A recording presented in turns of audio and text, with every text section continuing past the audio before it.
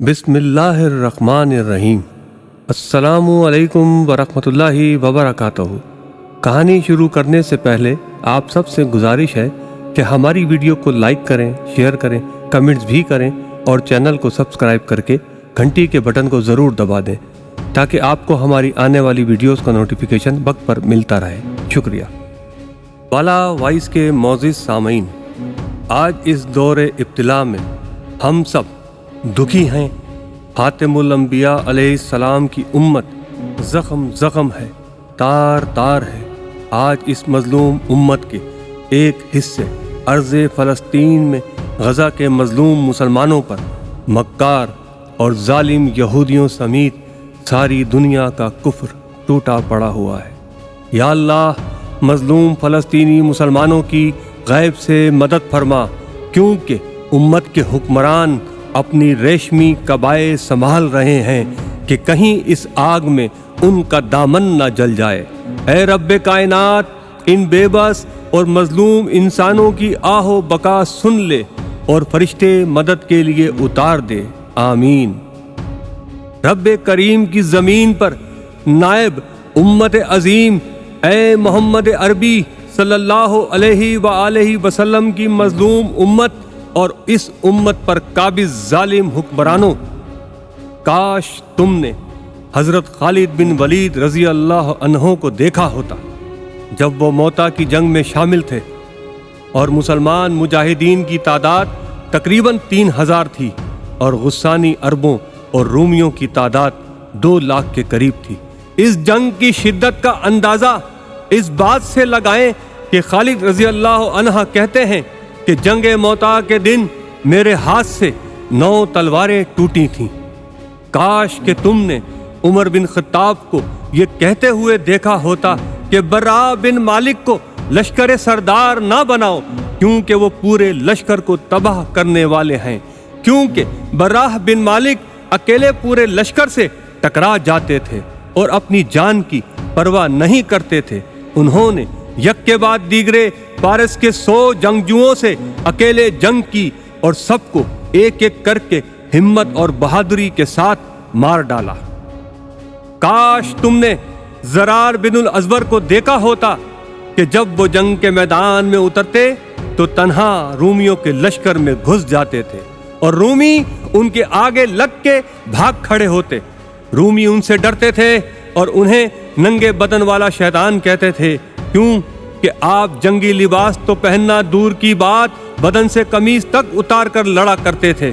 काश तुमने ज़र्रार बिन अल-अज़वर को जंग अजनादैन के मौके पर देखा होता जब वो खालिद से कह रहे थे कि हमला करने का हुक्म दो। खुदा की कसम, अगर हम ऐसे ही चुप रहे तो हमारे दुश्मन ये समझेंगे कि हम उनसे डरते हैं। तो खालिद ने उनसे कहा, ऐ ज़रार, फिर शुरू कर दो। तो आप बिजली की तेजी से गए और देखते ही देखते लम्हों में ही दुश्मन के कैंप में से 19 रूमी जंगजुओं को अकेले ही मार डाला। काश तुमने अकरमा बिन अबी जहल को यरमूक की जंग में देखा होता जब खालिद ने उनसे कहा कि ए अकरमा, ऐसा ना करो, ध्यान करो, अपनी जान की हिफाजत भी करो, क्योंकि तुम सालार हो। अगर तुम्हें कुछ हो गया तो मुसलमानों के लिए बहुत बड़ी मुसीबत खड़ी हो जाएगी। क्योंकि अकरमा अजीम सहाबी और जंग के सरदारों में से अहम सरदार थे। अगर वो शहीद हो जाते तो लश्कर इस्लाम में मायूसी फैल जाने का खतरा बढ़ जाता।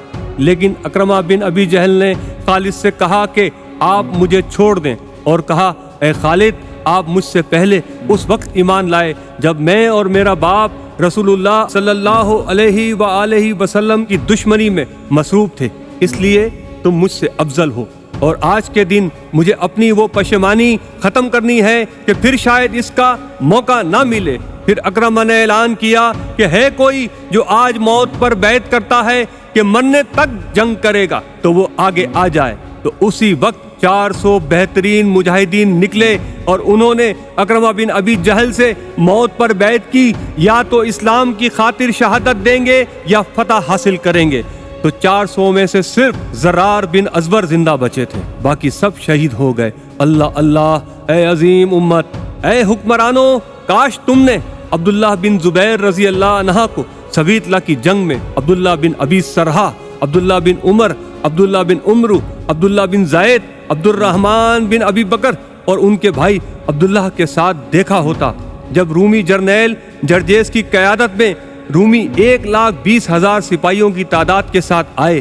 خلیفہ حضرت عثمان بن عفان کے حکم پر حضرت عبداللہ بن ابی السرح صرف 20,000 مسلمان مجاہدین کے ساتھ مقابلے کے لیے آئے، اور اس بھیانک جنگ میں عبداللہ بن زبیر نے کچھ مجاہد بہادروں کو منتخب کیا اور رومیوں کے سردار جرجیس کا سر قلم کر ڈالا۔